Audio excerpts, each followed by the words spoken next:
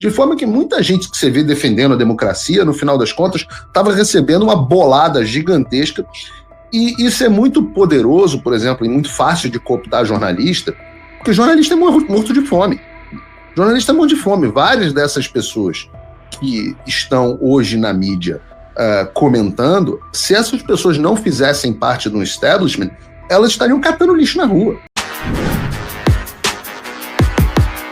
Olá, Edu Carvalho, melhor canal de corte do YouTube.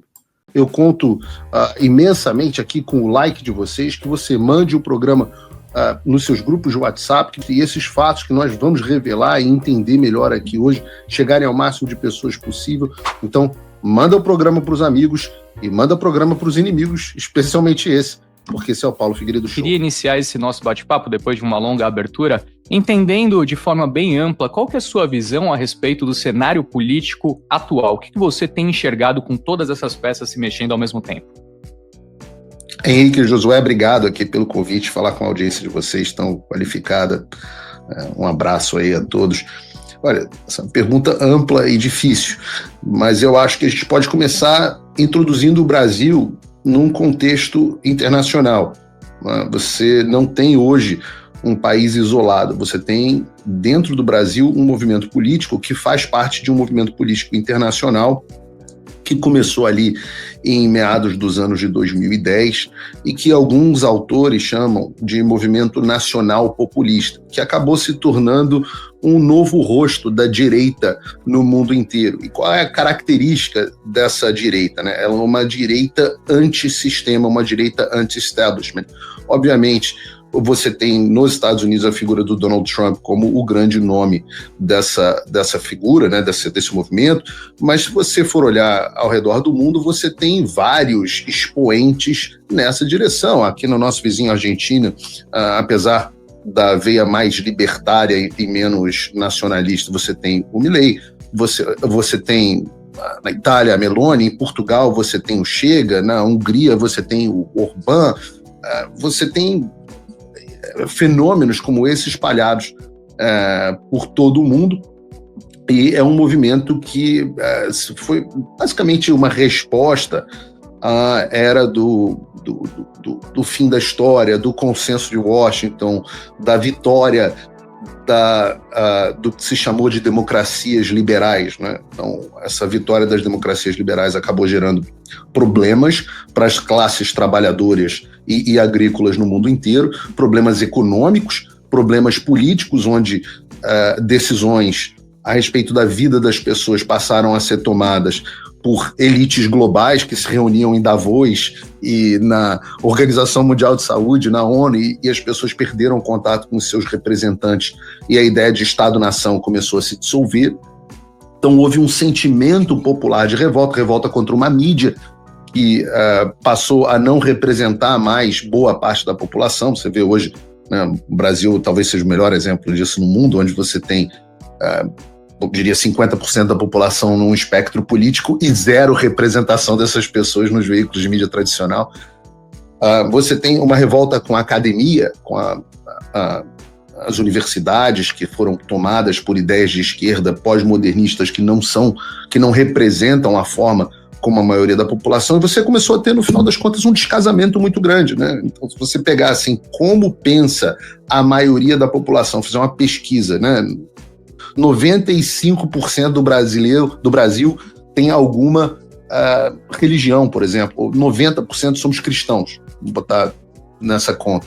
Se você fizer a mesma pesquisa dentro da redação da Globo News, vai ser 90%, sei lá, panteísta, não sei nem qual é, ou ateu, ou acreditam numa energia, o que é que seja. Então, esse descasamento gerou um movimento político de revolta contra o establishment, né? Essa revolta contra o establishment no Brasil, ela foi representada pelo Bolsonaro, com todos os acertos e erros dele. Independente disso, você pode questionar se ele cumpriu essa agenda antissistema da melhor forma possível, mas sem dúvida nenhuma ele simboliza essa agenda. Obviamente, no mundo inteiro, com o crescimento desse movimento político, você começou a ter reações. As reações do sistema. A gente brinca de dizer o império contra-ataca, né? Então, o Império contra-atacou, a gente viu isso muito forte na pandemia, né? A pandemia foi utilizada como um pretexto para medidas autoritárias, né? Eles atribuíram o crescimento desse nacional-populismo a mídias sociais, a possibilidade da população falar diretamente o que pensava, e aí o mundo rompe com um consenso que estava estabelecido no Ocidente desde a década de 50, 40, 50, com o fim da Segunda Guerra Mundial, que é a ideia da liberdade de expressão. Então você começa a ter as primeiras ações contra a liberdade de expressão na Europa, nos Estados Unidos, mesmo com a administração Biden, e no Brasil, como uma ideia de nós vamos cercear a liberdade de expressão porque ela se tornou nociva para a democracia. Por mais contraditório que isso possa parecer, é porque há uma substituição da visão da democracia como vontade popular para a noção de que a democracia é a vontade das instituições. E quem controla as instituições? O establishment. Então, o establishment reage através de dois grandes vetores. Primeiro, a censura e o segundo, a perseguição política através do judiciário. Por que através do judiciário? Ora, porque o judiciário é o poder sem nenhuma representação popular. Portanto, ele é o poder mais imune a um movimento populista. E por ser imune ao movimento populista, é controlado por um establishment jurídico. Esse establishment jurídico passa, então, a agir para vetar candidaturas de direita com essa visão no mundo inteiro. E isso vai desde arrancar a Agnès na Bolívia até a Le Pen na França, claro, o exemplo da tentativa do que o Donald Trump nos Estados Unidos e com Jair Bolsonaro no Brasil. Então, é importante colocar o Brasil dentro desse cenário global para a gente entender o que está acontecendo. Nós estamos na rebordosa, e talvez sejamos o exemplo hoje mais pujante, dessa revolta do establishment contra a população. E por isso que nós temos um cenário onde o maior líder político brasileiro, o líder mais popular do Brasil hoje, ou pelo menos o segundo, dependendo da sua visão particular, está hoje preso e inelegível por conta de algo que eu acho que a maioria das pessoas sabem que foi uma farsa. Perfeito. Só uma dúvida em relação a isso, e aí a gente está trazendo, né, naturalmente temas que são bem amplos. Eu queria entender de você, com base até na proximidade que você tem com pessoas importantes aí nos Estados Unidos, o quanto você acha que é uma estratégia global unificada que foi realizada ao longo desses últimos tempos, né? Muita gente coloca como grande responsável para que essa coordenação ocorresse o nome de George Soros. Você acha que tem algum, como eu posso dizer, uma unificação ideológica impulsionada por um pequeno grupo específico que justifique essa realização, essa execução em diferentes geografias? Tem um comediante americano já falecido, chama George Carlin, que eu gosto muito, e ele, numa das suas sketches de piada, ele fala uma verdade, como muitas vezes acontece, e talvez por isso que queiram censurar tanto humor hoje em dia. Ele fala o seguinte: você não precisa de uma conspiração se você tiver alinhamento de interesses. Uhum. Então, eu não sei o quão unificada é essa estratégia, é uma coisa que escapa da minha compreensão, mas o que se pode perceber, e eu acho que o Mike Pence, que é o ex-funcionário do Departamento de Estado americano, cataloga isso muito bem, é que boa parte da noção de resposta a esse movimento nacional populista surgiu dentro do Departamento de Estado através da política externa norte-americana, ainda no início do governo Trump. O Trump foi vítima, portanto, do próprio governo, e hoje em dia isso está muito claro, né? Você tem, inclusive, processos criminais hoje em curso nos Estados Unidos contra pessoas do próprio governo, da administração anterior, mas a ideia de reverter esse movimento nacional populista através de um movimento de censura global aparece ter surgido, ou pelo menos ganhado corpo dentro do Departamento de Estado americano. E aí realmente é muito impressionante, e eu aprendi muito disso olhando de dentro, eu passo muito tempo dentro e em contato com as pessoas do Departamento de Estado, o tamanho da rede, não só financeira, mas de capacidade política de articulação do Departamento de Estado, que passa por ONGs, passa por veículos de imprensa, passa por think tanks, passa por instituições financeiras, e eu observo que o George Soros, em geral, acompanha esses movimentos do Departamento de Estado. Então, é muito impressionante. Eu não creio numa articulação global do tipo o mestre mandou, mas as pessoas fazem fóruns, as pessoas fazem eventos, as pessoas se encontram em Davos, né? Assim como nós nos encontramos aqui no CPEC nos Estados Unidos, e não há uma ordem, uma diretriz, mas há uma explicação, as pessoas assistem o que eu penso no meu programa. Então, muitas vezes o que é atribuído vou brincar aqui de chamar de gabinete do ódio, não é uma ordem o mestre mandou, mas pessoas convergindo na mesma direção porque se comunicam. E hoje essa me parece a hipótese mais provável. Perfeito. Josué, quer mandar alguma nessa linha? Ou que eu já estava querendo puxar um pouco mais para algum outro tema? Mas fica à vontade. Há um interesse, só para deixar claro, há um interesse financeiro muito grande, tá? Isso que se chamou de complexo industrial da censura é muito impressionante. Porque a quantidade de dinheiro que foi enfiado, por exemplo, no Brasil, através da USAID ou através de ONGs como a Ford Foundation, como a Open Society do George Soros, como na época Bill e Melinda Gates Foundation, agora Gates Foundation, e outras, é muito impressionante. Quando você vai olhar as agências checadoras de fato, os próprios consórcios feitos com o TSE, com os influenciadores pagos pelo TSE, com essa rede dentro, o consórcio, a própria Globo acabou recebendo dinheiro nesse processo. É uma quantidade de dinheiro enfiado gigantesca, de forma que muita gente que você vê defendendo a democracia, no final das contas, estava recebendo uma bolada gigantesca, e isso é muito poderoso, por exemplo, e muito fácil de cooptar jornalista, porque jornalista é morto de fome.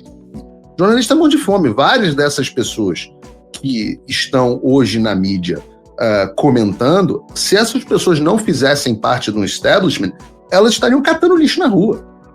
Eu falo o seguinte, pede para o Thomas Trautmann abrir uma live na internet e vai ver qual a audiência de quantas pessoas vão assistir. Vai assistir ninguém. Então, esse sujeito, ele só funciona inserido dentro de um establishment. A Dani Lima, quem é Dani Lima foi alçada, a âncora e agora, né, foi para o cemitério dos elefantes dos jornalistas, que é o UOL, que é onde todo jornalista militante de esquerda vai para morrer. Se essas pessoas não tivessem uma boquinha dentro do sistema, elas morreriam de fome. Você pensa com um cara como eu, que sofreu todas as censuras possíveis e imagináveis dentro de um sistema, né, 8 perfis de redes sociais, demissão da Jovem Pan e por aí vai, e continuo tendo o programa número 1 mais assistido do Brasil no meu horário, mesmo com tantos bloqueios. Nenhum desses rapazes ou senhoras seriam capazes disso. Se não fizessem parte do sistema, estariam morrendo de fome. Então, você me perguntar, há uma coordenação? Há um interesse, não precisa virar um mestre, o Jorge Soros ligar para Dani Lima e falar, Dani Lima, agora é para falar é para falar sobre censura. Não, ela percebe um incentivo financeiro de carreira nessa direção e sai correndo, como a Globo. Não, vocês não precisam a Globo hoje sem a SECOM, o que é a Globo? Então precisa que haja uma ordem do Lula, embora isso aconteça muito, tá? O Gilmar Mendes adora ligar para a redação de jornal para derrubar matéria. Tenho vários casos onde eu soube, né? Inclusive de matérias que eu sabia. Mas não precisa, o interesse é implícito. E aí, né, para onde vai o dinheiro vão muitas vezes as opiniões. Olá, amigos do canal Olavo é do Carvalho. Muitos foram pegos de surpresa com a notícia da prisão do Bolsonaro, mas quem acompanha nosso canal aqui sempre esteve muito bem informado, porque há mais de 2 anos atrás nós avisamos que esse momento iria chegar, que Bolsonaro seria preso. Isso aconteceu quando nós percebemos que a grande mídia se escondeu diante da censura. Assustada, eles calaram e demitiram jornalistas como Paulo Figueiredo e Rodrigo Constantino, que ficaram sem voz. Mas aqui no canal Olavo é do Carvalho, a gente não deixou esse medo nos abater. A gente criou o canal, ele cresceu e hoje já somos quase 1 milhão de inscritos. Então eu peço a sua ajuda para que nosso trabalho possa continuar chegando a mais pessoas, com análises políticas e notícias que você não vê na grande mídia. Você é o patrocinador desse canal. É teu like que mantém o nosso canal de pé. Cada compartilhamento, comentário, opinião sua aqui é muito importante para a gente e faz com que nosso canal não pare. Não recebemos ajuda de ninguém, de nenhum partido político, dinheiro público de nenhum lado. Nosso trabalho é exclusivamente patrocinado e financiado por apoiadores, tanto do canal quanto quem apoia o Paulo Figueiredo ou o Rodrigo Constantino.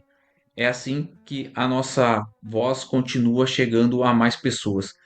Aqui na descrição você encontra a melhor forma de você apoiar o criador de conteúdo que você quiser. Eu venho lembrar que nós temos vídeos novos aqui no canal todos os dias às 18, 19 e 20 horas. Valeu, pessoal, até a próxima.